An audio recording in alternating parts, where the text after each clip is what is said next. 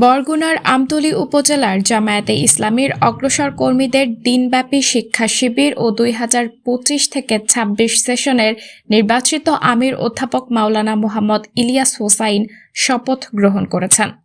শুক্রবার আমতলী বন্দর হোসাইনিয়া ফাজিল মাদ্রাসায় সাইক্লোন শেল্টারের হলরুমে নবনির্বাচিত আমিরের শপথ গ্রহণ অনুষ্ঠিত হয়েছে।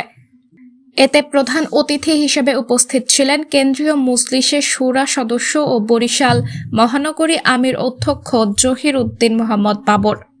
আমি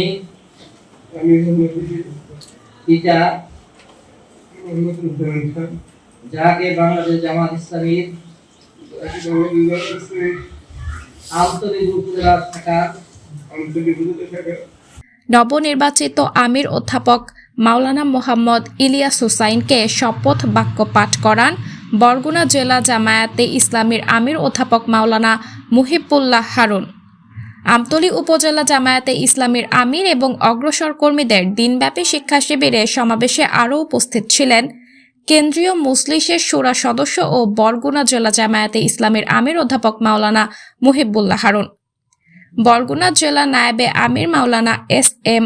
আফজালুর রহমান, বরগুনা জেলা সেক্রেটারি আসাদুজ্জামান আল মামুন, বরগুনা জেলা সহ সেক্রেটারি মাওলানা আব্দুল মান্নান, বরগুনা জেলা মানব সম্পদ এবং বিজ্ঞান ও তথ্য প্রযুক্তি বিষয়ক সম্পাদক মোহাম্মদ আব্দুল মালিক সহ উপজেলার বিভিন্ন পর্যায়ের দায়িত্বশীল ও প্রায় 3 শতাধিক অগ্রসর কর্মীবৃন্দ।